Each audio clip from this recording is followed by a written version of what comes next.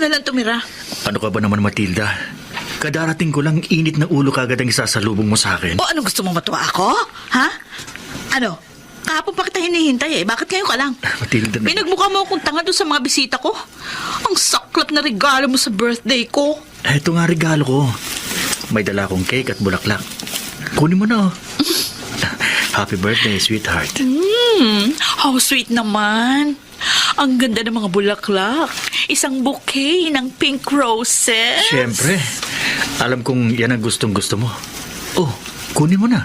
Ay, ito muna ang cake yung gusto ko makita. Akin na. Oh, Anong flavor ba to? di buksan mo para makita mo. Ooh! Ube flavor. My favorite. At saka ang kapal ng icing. Masarap yan. Sige na, tikman mo na. Oo, masarap nga ito eh. Pero mas masarap ito kung isasalpak ko sa mukha mo! Ano ka ba, Matilda? Hindi magandang biro ito. Nakakapikong ka na. Hindi pa ako tapos. Akin na itong bulaklak. Ito, tamang-tama ito. Matilda. Nandito lang yung basurahan. Kaya ito... Ano ba? Kulang pa to. Ha? Tingnan mo mabuting gagawin ko. Ayan, oh. Yan! Sige pa! Tapak-tapakan mo ang bulaklak na binasura mo. Katulad ng pagtapak ko sa aking pagkatao. Ah, ganon? Ikaw pa may gana magreklamo pagkatapos mo ako ipahiya sa mga bisita ko? Isang malaking kahihiya lang hindi mo pagsipot. At pagkatapos susuhulan mo ako ng bulaklak at cake? Ganong bakat siya ang tingin mo sa akin? Nasabi ko naman sa iyo ang dahilan, di ba? Na-aksidentang isa kong tauhan at kailangan ko yung asikasuhin. Mahirap bang intindihin yun? At bakit ka naman mapapahiya? Gayong alam nilang may mabigat akong dahilan. Pero napahiya nga ako! Dahil kinakantsaw nila ako, sinasabi nila, baka raw may ginagawa ka lang milagro. At naniwala ka naman? Palibasa kung ano-anong sinasabi mo sa kanila. Sinisiraan mo ako sa mga kaibigan mo. O bakit? Yun naman ang totoo, di ba? Malay ko ba, kung gumagawa ka lang ng alibay dahil pinigilan ka ng babae mo. Here we go again. Umiira na naman ang pagka-paranoid mo. Alam ko, Ramil! Malakas ang kutob ko! May babae ka!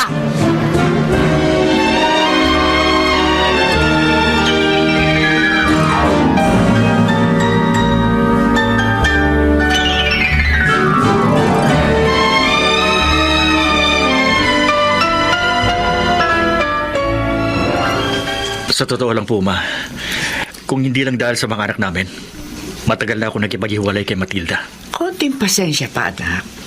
Huwag ka susuko. Konting-konti na lang po talaga natitira kong pasensya. Malapit na po ako sumuko. Hirap na ako makisama sa isang abnormal na katulad niya. Wala ba talagang sapat na dahilan kung bakit ganoon ang asawa mo? Tapatin mo nga ako, anak. Wala ka bang ibang kalaguyo?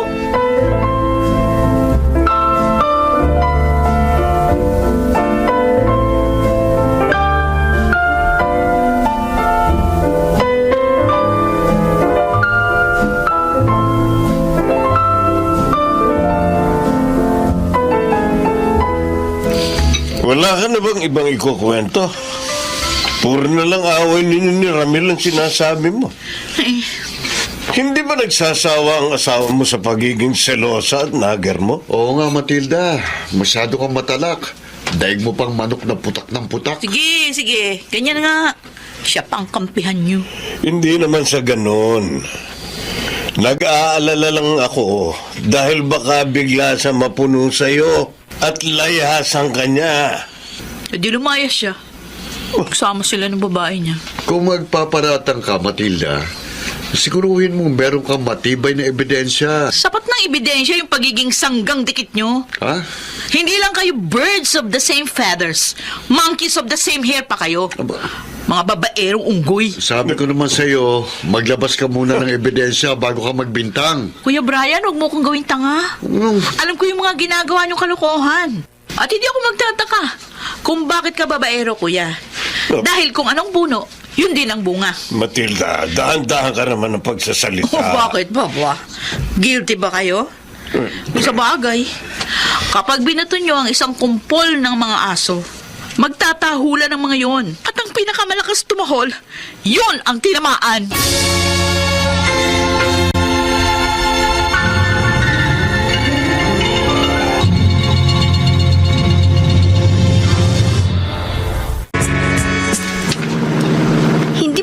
ako ipinakilala sa mga tauhan mo. Saglit ko lang kinausap yung foreman ko. Tsaka isa pa, delikado sa project site. Kaya hindi kita pinababa ng kotse. Lagi namang ganyan ang sinasabi mo. Ilang beses na tayo dumaan sa construction site pero parang ayaw mo makita ko ng mga tauhan mo. Bakit, Janice? Nagdududa ka ba sa akin? Hindi naman sa ganun. Kaya lang, Kaya lang ngayon, oh. wala. Huwag na nga natin pag-usapan ang bagay na yan. Alam ko na kung bakit ka nagkakaganyan. Ayun, may nakita na ako. Malapit na tayo. Malapit? Saan? Oh, narito na tayo. Motel 2 ah. Ano ngayon ang problema? Ilang beses na tayo nagpunta sa ganitong lugar. Natatakot na kasi ako, Ramili.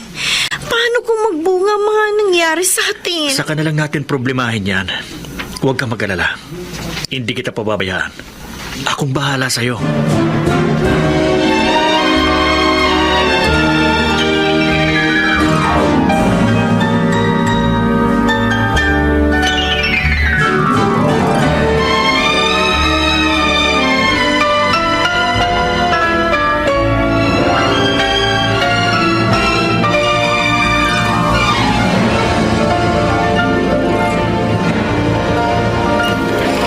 Napaka-inosenteng tingnan ng gagong ito ah. Kala mo kung sinong anghel pagtulog. Pero demonyo naman paggising. Oh, may nag-text sa cellphone niya. Malamang babae niya to. Apa, nakakalimang unread messages na. Huli ka ngayon sa akin, balbon ka. Yari ka sa akin. Ay, naku. May password. Hindi ko mababasa yung message. Hindi... Ay, anong ginagawa mo? Bakit mo hawak ang cellphone ko? Akin na yan. Hindi pwede. Bigay mo muna sa akin ang password mo. Ayoko! No way! Huwag ka lalapit sa akin, ha? Ibabato ko dito sa side to cellphone mo. O sige, subukan mo. Na bakit mong hinahanap mo? Oh, hindi ako nagbibiro. Ano? Bibigay mo ba sa akin yung password mo? O ibabato ko dito sa sahig ang cellphone? Sige, gawin mo. Ay, don't dare me. Kilala mo ko. Kaya nga, go ahead. Do it. Puro ka lang naman satsat. Ganun. Okay, fine. Sinabi mo eh. Ay! Walang hiya ka talaga! Pudyeta! Tingnan mo ang ginawa mo! Halos madurog ang eskrito ng cellphone ko! Alam mo ba kung magkano to? 40,000! 40,000 ang bili ko dito pagkatapos babasagin mo lang! Kung ang mukha mo kayang basagin ko! Ganun talaga lang, ha? Oo. Ayan ang mukha ko. Sige, basagin mo. Ano? Umalis ka nga sa harapan ko habang nakapagpipigil pa ako! Dahil baka tamaan ka talaga sa akin! Ay, huwag mo sabihin! Gawin mo! O ano? Masarap ba? Gusto mo isa pa? Ayop ka! Ayop ka! I hate you! Mamatay ka na tayo, demonyo!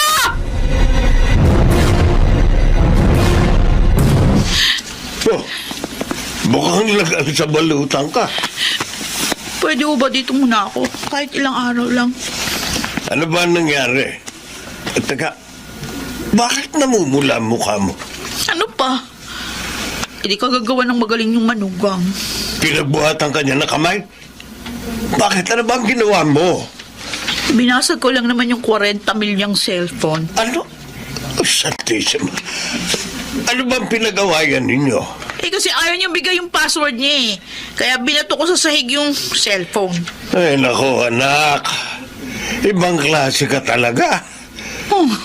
Magpalit ka na lang kaya ng pangalan. Rambulin mo lang, rambulin mo. Sa halip na Matilda, gawin mo Maldita.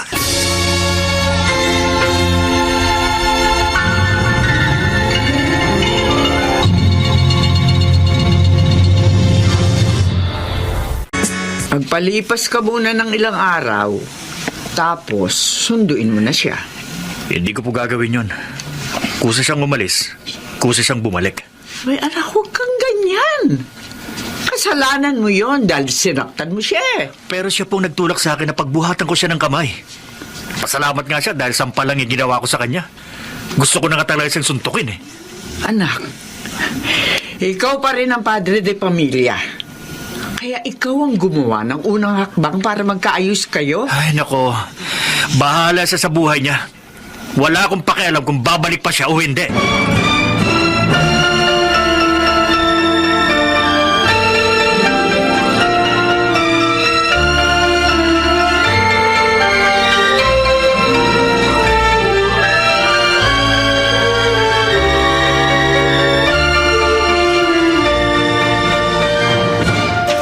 Matilda, ako na ang humihingi ng pasensya para sa aking anak. Dapat lang. Dahil may kasalanan din kayo, ma. Kasi, konsentidor kayong ina. Huwag mong sabihin yan. Dahil hindi ako nagkulang ng pagpapaalala at pangaral sa anak ko. Kaya pala siya naging sutil na anak. Hindi sutil ang aking anak. Oo, marahil nga hindi siya mabuting asawa sa iyong paningin. Pero matino siyang anak. At ako ang makapagpapatunay nun. Meron bang matinong nananakit ng asawa? Ay, nako, mama. Hindi niyo ako makukumbinse. Kahit na ano pang sabihin niyo.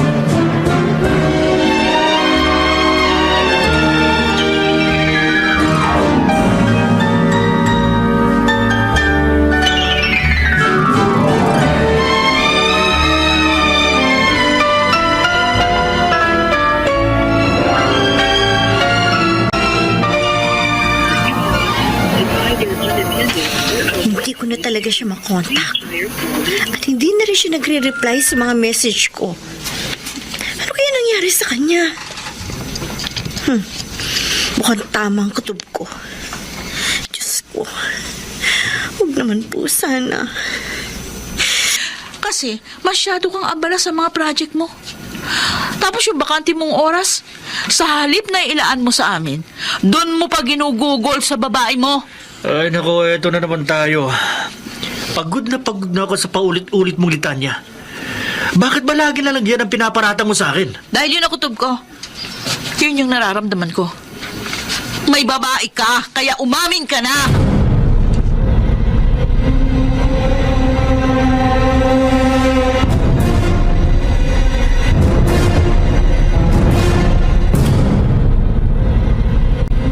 Sabi ko naman sa'yo, anak, limitahan mo na ang pagtanggap ng mga projects. Tagukulan mo ng sapat na oras ang iyong pamilya. Ang trabaho, madali lang hanapin kung sakaling mawala. Pero ang pamilya, kapag nawasak, mahirap na yung muling mabuo. Iyon din ang reklamo ni Matilda. Nagkukulang daw po ako ng panahon sa kanila. Kaya nga yun ang gawin mo. Kapag mas marami kang panahon na sila ang iyong kasama, mababawasan ang kanyang pagdududa. Gawin mo yun, hindi lamang para sa pamilya mo, kung hindi para na din sa sarili mo. Tatanungin kita, masaya ka ba naman sa kasalukuyan mong sitwasyon? Hindi nga po eh. Nagsasawa na rin po ako sa paulit-ulit na takbo ng mundo ko. Gusto ko naman po ng pagbabago. Hindi kasi balanse ang buhay mo. Oo, very successful ka sa iyong career. But your married life is a failure. Kaya ayusin mo ang pamilya mo.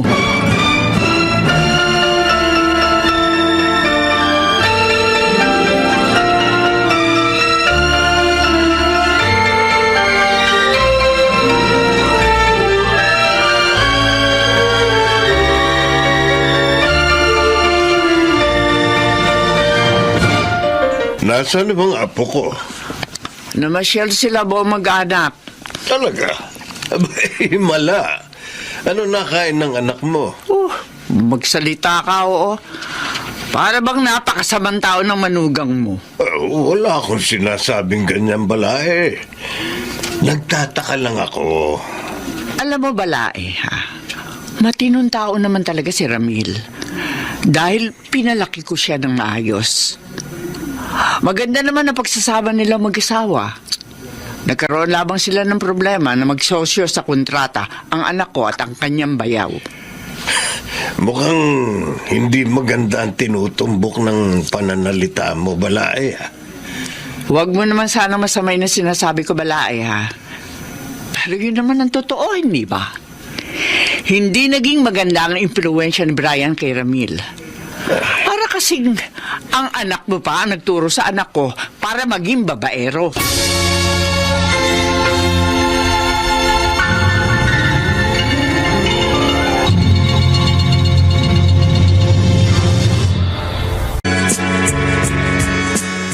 May bago tayong kliyente.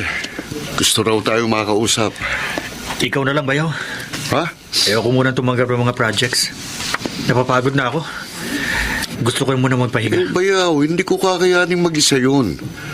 Alam mo namang wala pa akong lisensya. Huwag kang mag-alala. Pipirmahan ko ang mga gagawin mong design. Ipapaubaya ko na rin sa iyo mga equipment at mga tao ko. Aalalay na lang ako sa mga hindi mo kayang gawin. Okay, sige. Maraming salamat, Bayaw. Ay, siya nga pala. Ang tagal na nating hindi kumigimik. Kailan ba tayo lalarga?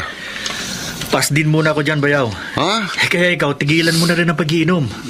High blood ka na, di ba? Noong isang araw lang, sabay tayo nagpa-check up. No. 160/100 ang BP mo.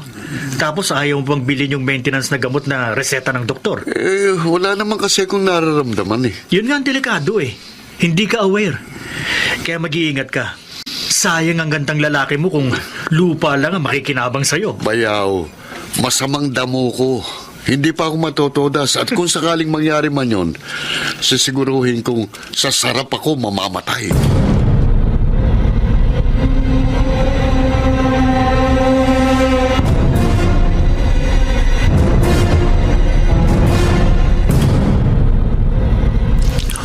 Oh, kumusta ka na?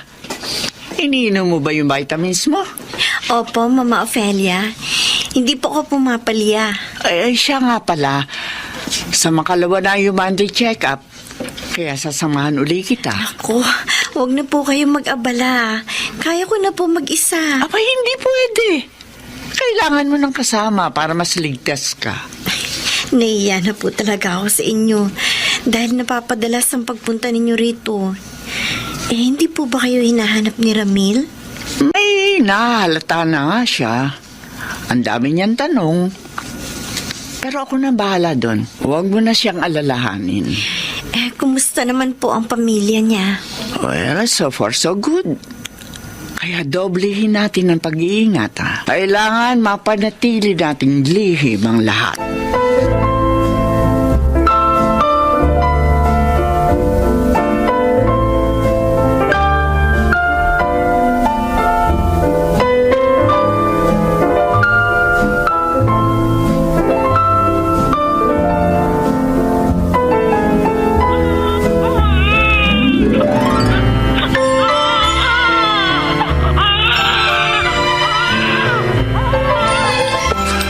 Wow! Oh, kakute naman ang aking apo. Para lang anghel na natutulog. Opo, Mama Ofelia. Magkahawig po kayo. Oh, talaga? Opo. Ayan po, pagmasdan ninyo mabuti. Mas kamukha nga po ninyo kesa sa akin. Abay, oo nga, no? Mukhang mapapamahal ako ng gusto sa apo kong yan. Ay, ano nga po palang ipapangalan natin sa kanya? Isusunod po ba natin sa apelyido ni Ramil? Hindi na mahalaga kung anong dadalhin niyang pangalan. Kaya pinaubaya ko na sa ang bagay na yan. After all, ikaw ang ina. Kaya ikaw ang masusunod. Basta ang importante sa akin, nasa maayos siyang kalagayan. Paano po yan? Hanggang kailan pong ganito ang sitwasyon natin? Nangako ako sa iyo, hindi ba? Hindi kita pababayaan. Anak ko si Ramil. Kaya ako ang aako ng obligasyon na hindi niya magagawang panagutan.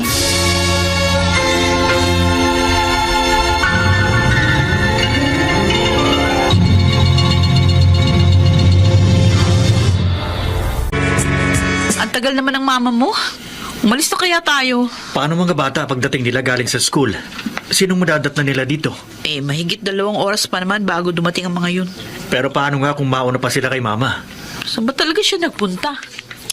Alam mo, Ramil, nagdududa na talaga ako kay mama, ha? Napapadalas yung pag-alis niya. Tapos di naman niya sinasabi kung saan pupunta. Kahit naman ako. Kung ano-ano na rin ang pumapasok sa isip ko. Bantayan mong mabuti yung mga kinikilos niya. Baka may ginagawa na siyang milagro. Oh, may tumatawag sa'yo. Yung forma ni Bayaw. Baka babae yan. Akin na, ako sasagot. Hmm. Oh, hello. Oh, ano problema mo? Ano? Bakit? Ano nangyari sa kanya? Nasaan siya ngayon? Sige, pupunta kami dyan. Oh, anong nangyari? Nasa ospital si Brian. Ha? Inatake sa puso. Tayo na. Puntahan natin siya ngayon din.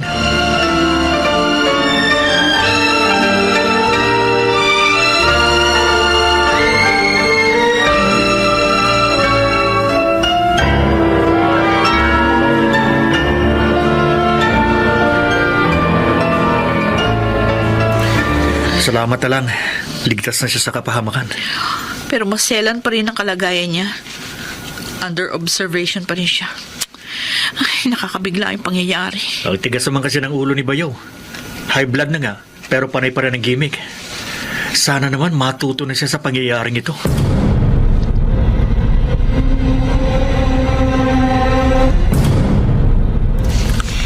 Pwede na po ba akong umuwi? Pwede na raw mamaya, sabi ng doktor. Pero, bukas na lang o sumakalaw kaya. Para sa gano'n, makapagpahinga ka ng gusto. Hindi na po kailangan. Kaya ko na po. Malakas na po ako. Mas kampante ako kung naririto ka. At saka isa pa, meron ding ibang tumitingin sa aking apo. Kayo po ang bahala. Maraming salamat po. Walang anuman yun. Oh, paano? Uwi muna ako. Tatawagan na lamang kita kung kailan ako babalik, ha?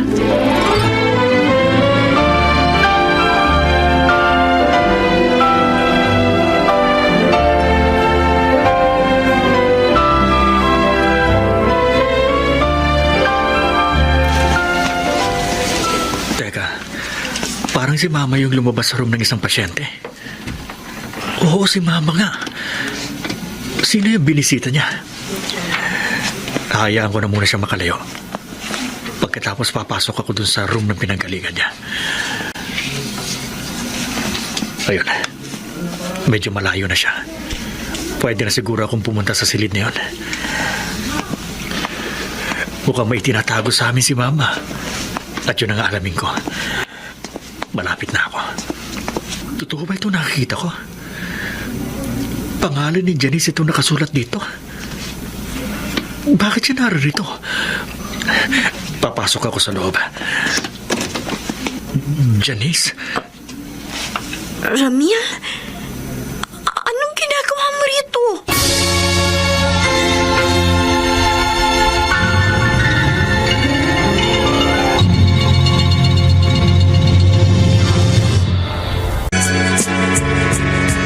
Nasabi ko na sa'yo ang buong pangyayari. Kaya sana naman, patahimikin mo na ako. At sana manahimik ka na rin. At sa palagay mo, matatahimik ako pagkatapos kong matuklasang may anak ako sa'yo? May pamilya ka na. Kaya lubayan mo na ako. At isa pa, ayaw na kita makita pa. Niloko mo ko. Pinaasa. Napakasakit ng ginawa mo. Patawarin mo ako, Janice. Sa maniwala ka't sa hindi. Mahal kita. Pagkatapos mo kong takasan at pagtaguan, sasabihin mo mahal mo ko. Sira ulo ka ba? Nagkakamali ka. Dahil ang totoo, hinanap kita. Pinuntahan kita sa inyo pero wala ka doon. Hindi kita makontak. Wala kang reply sa mga text ko. Ang dami ko rin message sa Facebook mo pero wala kang sagot. At sa halip naka-block pa ako. Dahil gusto ko nang putulin ang anumang namamagitan sa atin. Ramin, may pamilya ka na. At may sarili na rin akong buhay. Kaya magkanya-kanya na lang tayo. Please lang, Ramil. Just leave me alone. Hindi. Hindi ko magagawang pabayaan ka. At anong gusto mo mangyari? Gagawin mo akong kirida? Ramil, hindi ganong klaseng buhay ang pinangarap ko. Basta. Hindi pa tayo tapos. Mag-uusap kami ni Mama.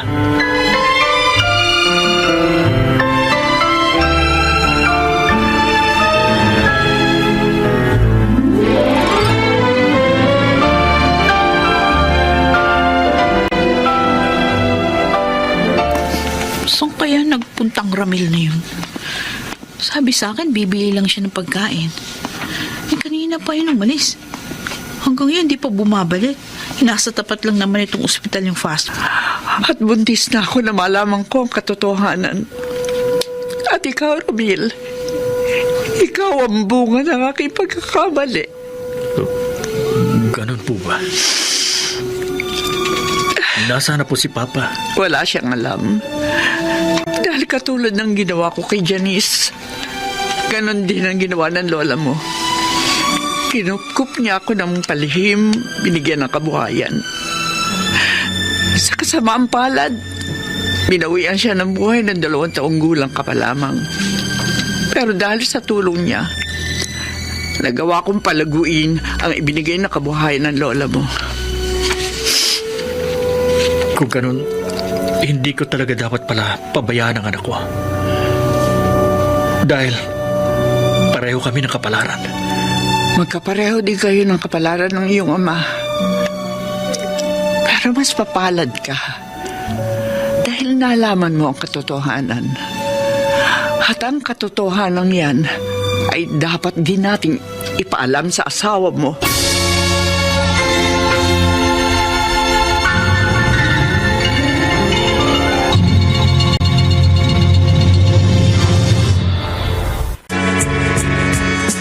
Nasabi ko na mga dapat mong malaman. Kaya siguro naman ay matatahimik ka na. Pagkatapos akong lokohin ng anak mo, sasabihin mo matatahimik ako? At pinagtutulungan niyo ako dahil magkakundyaba kayo? Walang alam si Ramil. Ako ang may plano noon. At sa palagay mo, maniniwala ako sa kasinungalingan mo? Sinungaling ang anak mo dahil sa'yo. Sa'yo siya nagmana. Wala na ako magagawa pa. Kung yun ang paniwala mo. Kahit na ano pang sabihin mo, hindi na magbabagong tingin ko sa gago kong asawa. Manluloko at babaero. May kasalanan ka rin, Matilda. Dahil ikaw na rin ang siyang nag-udyok sa kanya. Marahil, narindi na siya sa pagiging sobrang silos at dagger mo. Nagkakaganito lang ako dahil sa anak mo. Hindi ako, kundi ikaw ang dapat sisihin dahil hindi ka naging mabuting ina at gabay. Ikaw ang nagtulak sa sarili mong anak patungo sa maling landas. Huwag mong sabihin yan. Dahil hindi ako nagkulang sa pagpapaalala. Pinalaki ko siyang matino at may tamang asal. Ang sabihin mo, walang kwentang anak at asawa si Ramil dahil wala ring kwenta ang kanyang ina.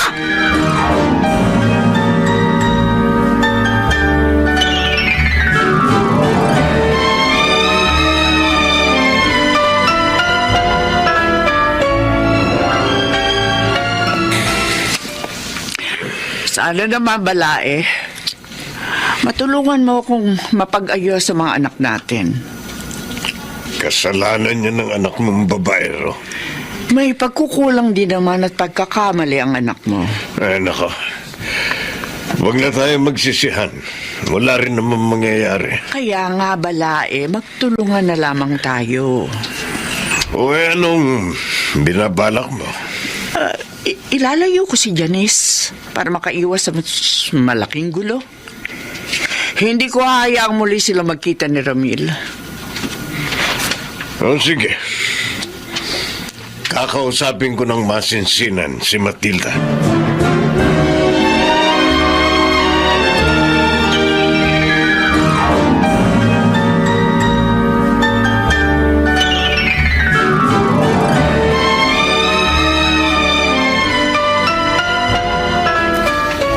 Huwag kang mag-alala.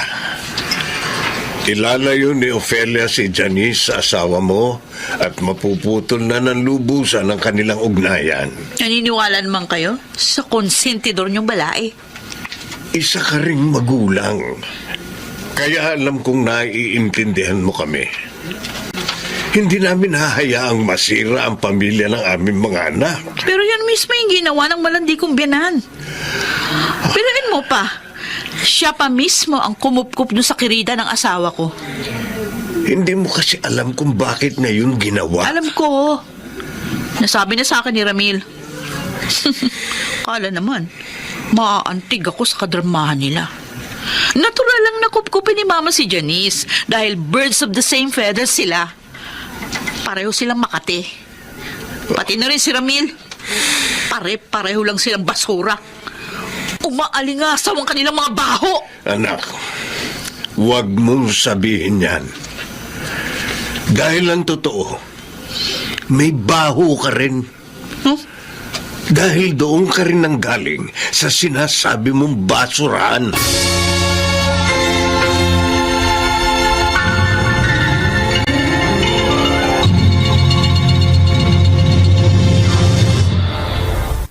Yun ang totoo, Matilda. Basura rin ang iyong pinanggalingan. Ano? Anong basurang tinutukoy niyo, Papa? Isa ka ring bunga ng malaking pagkakamali. Hindi ko kayo maintindihan eh. Diretsahin niyo na ako. Ano ba talaga gusto niyo sabihin? Hindi iisa ang ina ninyo ni Brian. Nagkamali ako dahil pinagtaksilan ko ang aking asawa. At may asawa rin ang aking pinatulan. At ikaw, Matilda, ang naging bunga ng aking kataksilan. No. Hindi totoo yan. Hindi ako tanga. Alam ko kung anong nakasulat sa birth certificate ko. Kung hindi talaga si Mamang tunay kong ina, paano ko napunta sa poder niyo? Makinig ka. Ipaliliwanag ko sa'yo. Namatay ang tunay mong ina nang ikaw ay ipinanganak. At pumayag ang mabait niyang asawa na sa akin mapunta ang custody. Bago ka palang ipinanganak, ipinagtapat ko na sa kinagisnan mong ina ang aking kasalanan at pinatawad niya ako. At nang iparehistro kita, pangalan ng asawa kong inilagay kong iyong ina. Kaya yun ang nakasulat sa iyong birth certificate. Tama na, hindi totoo yan. Gumagawa lang kayo ng istorya para mapagtakpan nyo ang kalokohan ng babaero kong asawa. Bakit ko naman gagawin yun? Siyempre, anak kita at nasa iyo ang simpatiya ko. Ikaw ang biktima rito. Kaya nasa panig mo ako. Pero bakit nyo sinasabi sa akin ang mga bagay na ito? Hindi nyo ba iniisip kung gaano kasakit para sa akin ang inilantad nyo? Para nyo na rin akong binilad sa kahihiyan. Hindi, anak. Nagkakamali ka. Sinasabi ko lang sa iyo ang totoo. Dahil nagbabaka sakali akong lalambot ang puso mo. Matuto kang magpatawad. Dahil ang tangi kong hangarin ay ang mabuo ang nasisira mong pamilya.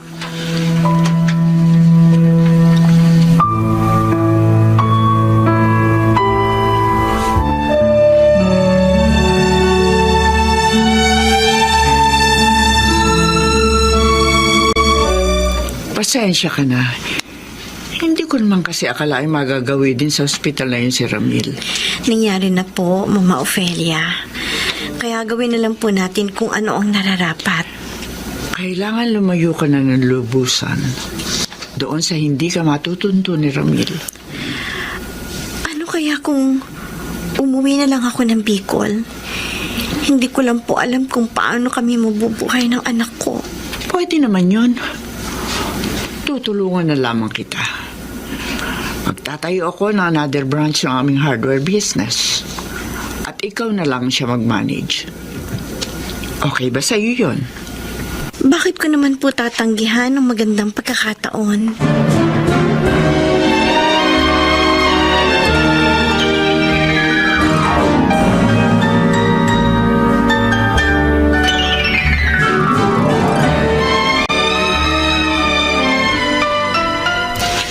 Mabuti naman at nakarecover ka na, Bayaw. Oo, Bayaw. Baka bukas o sa makalawa, pwede na ako makauwi. Sinuwerte ka pa rin. Kaya sana naman magbago ka na. Hindi ko pa talaga oras, Bayaw. Baka marami pang babaeng dapat kong matikman. Kaya hinayaan pa ng tadhanang mabuhay ako. Ang tindi mo talaga. Munti ka na nga matodas pero babae pa rin ang nasa isip mo. At least, hanggang tikim lang ako. Eh, ikaw, inanakan mo pa eh. Mas matindi ka pa pala sa akin. Masarap eh. Kaya yun, naulit ng naulit. Pero pinagsisisihan ko na ang lahat. Gusto ko nang ayusin ang pamilya ko. Oh, kumusta naman kayo ni Utol? Ayun, di pa rin kami nag-iimikan hanggang ngayon. Bahay mala. Biglang tumahimik ang madakdak kong kapatid. Naninibago nga ako eh. Ang inaasahan ko, tatalakan niya ako pero wala siyang kibo. Laging tulala. Malalim ang iniisip. Aba, hindi magandang senyales yan, Bayaw. Ha? Baka isang araw, bigla siyang maglayas at makita mo na lang sa kalsada. Naglalakad at hinahanap siya ng Crispin at Basilio.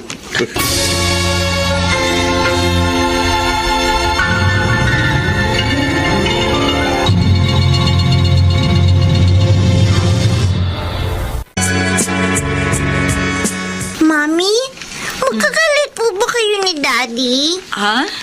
Hindi, okay lang kami. Eh, bakit po ganun? Hindi kayo nagpapansinan. Hindi rin kayo nag-uusap. Tapos si Daddy, nakikita ko po sa sofa natutulog. Dati po naman magkasama kayo sa room. Pasensya na anak kung pati kayo nadadamay sa away namin. Mami, meron po ako ikakwento sa inyo. Kasi po naaawa ako sa classmate ko eh. Bakit naman? Kasi po, naghiwalay daw po ang daddy at mami niya. Umalis ang daddy niya, tapos lagi daw mainit ang ulo ng mami niya. Lagi raw po siya pinapagalitan, kaya lagi rin po siya umiiyak. Nakakaawa nga yung classmate mo. Opo, mami. Kaya sana naman po, hindi mangyari sa amin ni Kuya Carlo nangyari sa classmate ko. At nakakadurog naman ang pusong sinasabi ng anak ko. Oh, kayo lang talaga nagbibigay sa akin ng lakas ng loob. Mami, umiiyak po ba kayo? Ha? Hindi anak. Okay lang ako. Bakit po may luha kayo? Wala ito. Meron lang akong naalala. Basta, Mami, ayoko pong maghihiwalay kayo ni Daddy. Oo naman. Hindi mangyayari yon. Promise? Promise. Hindi kami maghihiwalay ng daddy mo. Sinabi po ninyo yun, ha? Hindi ko po yung kakalimutan.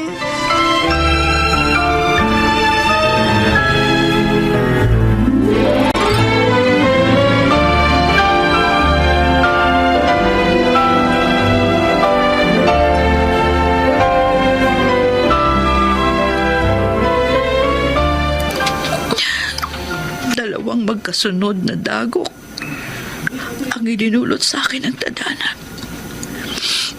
Pagkatapos akong lukuhin at pagtaksilan ni Ramil, isang masaklap na katotohanan naman ang nalaman ko. Grabe, sobrang sakit. Parang hindi ko to kakayanin. At lalo lang bumibigat ang kalooban ko dahil sa kinikimkim kong galit at hinanakit. Pero masisisi ba nila ako? Oo, marahil nga nakakarindi ako. Pero maliban dun, wala akong masamang pinakita sa asawa ko. Minahal ko siya ng tapat. Pagkatapos ito pang igaganti niya sa akin. It's unfair. Pero bakit ganon? Sa kabila ng ginawa niya, hindi pa rin nagbago ang damdamin ko. Oo, namumuhi ako sa kanya, pero tamang-tama ko pa rin dito sa puso ko. Mahal na mahal ko pa rin siya. Mahal na mahal kita, Ramil. Mahal na mahal kita. Nagmumukmuk na naman siya sa silid namin. Hindi rin maganda ang magtatagal kami ganito. Kakausapin ko na siya. Nararamdaman ko naman Naghihintay lang siya na lambingin ko.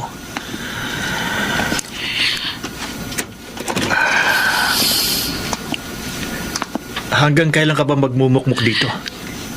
Ano ngayon pakialam mo? Wala ka naman pakialam sa nararamdaman ko, di ba? Siyempre naman nag-aalala ako sa'yo. Lagi kang tulala at walang kibo. Tapos, wala din sa tamang oras ang pagkain mo. Baka magkasakit ka. Wow! Parang concern na concern sa akin. Baka ikaw may sakit. Alam ko malaki ang kasalanan ko sa'yo. Sorry na. Patawarin mo na ako. Kung makapagsalita ka, para bang napakasimple lang ng ginawa mong kataksilan. Inaamin ko naman eh. Malaki ang kasalanan ko. Pero sana, ma-realize mo rin ang pagkakamali mo. Oo, nagyar ako. Selosa. Alam mo ba kung bakit? Dahil mahal na mahal kita. Gusto ko sa akin ka lang. Ayoko may kahati, ayoko may kasalo sa panahon at atensyon mo. Sa akin ka lang, Ramil. Kaya dapat sa akin mo lang ipinadama ang init ng iyong pagmamahal. Nagsiselos ako dahil ayokong maagaw ka sa akin. Nagsiselos ako dahil mahal kita. Nangangamba ako at nagdududa dahil natatakot ako na mawala ka sa akin. Pero anong ginawa mo?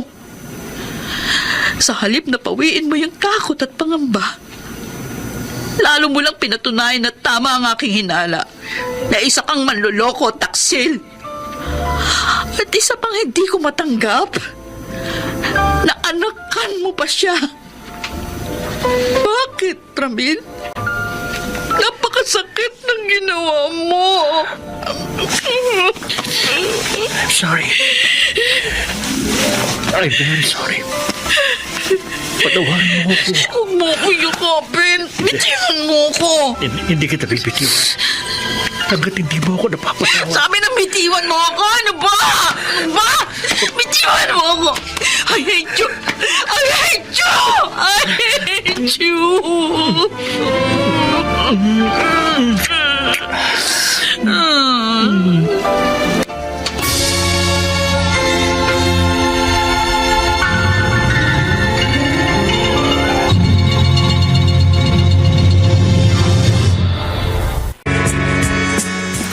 O ano?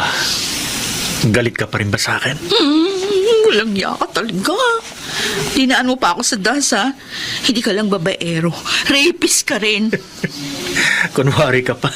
Nag-enjoy ka naman. Ewan ko sa'yo. I hate you. Anong I hate you? Gusto mo pa ba ng isa pang round?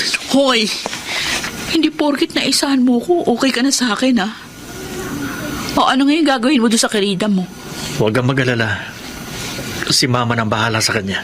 Ay, siguruhin mo lang. Dahil kapag nalaman ko nakikipagkita ka pa sa kanya, puputulin ko yung kaligayahan mo. Ikaw rin. Kaligayahan mo mapuputol kapag ginawa mo yan. Hoy, don't dare me, Ramil. Talagang gagawin ko yon. Kaya umayos ka.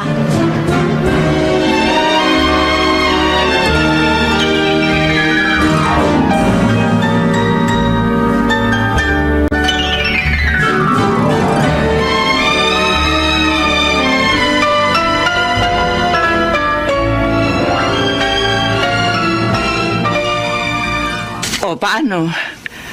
Nakaisang buwan na tayo ng operation.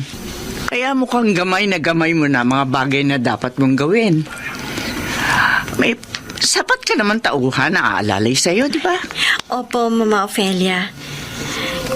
Kaya ko po kahit mag-isang pagmamanage dito sa bagong branch hardware. Basta kung may tanong ka at may kailangan ka, tawagan mo lamang ako. Maraming salamat po, Mama Ophelia. Tatanawin ko po itong malaking utang na loob. Hindi ko po alam kung paano ko makakabayad sa inyo. Basta pagbutihin mo ang trabaho mo. Alagaan mo mabuti ang aking apo. Sapat na yung kabayaran. O ano, may gusto ka pang sabihin? Meron po sana akong hihilingin.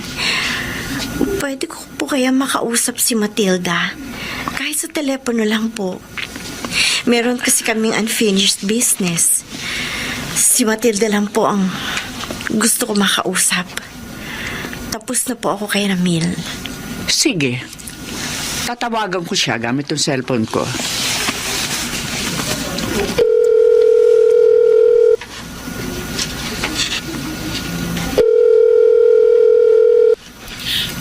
Hello? Ha? Matilda, gusto ka raw makausap ni Janice kung okay lamang sa'yo. Okay, sige po. Walang problema. Ito ang cellphone, Janice. Sige na, mag-usap na kayo. Hello? Matilda? Kumusta ka na? Ayos lang. O ikaw, kumusta na yung business niyo dyan? Maayos din. So far, so good. May gusto lang akong sabihin sa'yo. Okay, sige, go ahead. Gusto kong humingi ng tawad sa nagawa kong kasalanan. Hindi ko kasi alam na may asawa na pala ang lalaking pinag-ukulan ko ng pagmamahal. Okay lang yun. Alam ko naman na naging biktima ka lang ng matatamis na dila. At patawarin mo rin ako sa ginawa kong pag-iskandalo sa ospital. Okay din lang yun. Kahit ako nasa kalagayan mo, baka hindi ko rin mapigilan ang sarili ko. O sige, salamat ha. And I wish you all the best para sa inyo ni Ramil. Thank you rin. At wish ko rin na matagpuan mo na ang lalaking tunay na magmamahal sa'yo. At isang pakiusap ko lang, Janice. Hayaan mo sana na paminsan-minsan matalaw ni Ramil ang kanyang anak at maiparamdam niya ang kanyang pagmamahal sa bata. Higit kong ikatutuwa kung gagawin yun ni Ramil. At asahan mo, wala nang mamamagitan sa amin dalawa. Salamat ulit. Bye.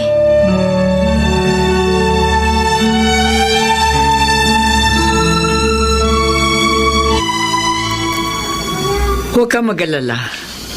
For good na sa Bicol si Janice. Kahit naman saan siya naroon, kung gugustuhin ni Ramil na sundan siya, magagawa niya yon. Oh, ayan ka na naman. Akala ko ba nagbago ka na? Wala. Nire-remind lang kita. Promise ko naman sa'yo, di ba? Na nagbago na ako. Hindi na ako mambababae. Pangako. Natutuwa ako. Dahil nakikita ko kayo magkasundo. Sana naman tuloy-tuloy na yan.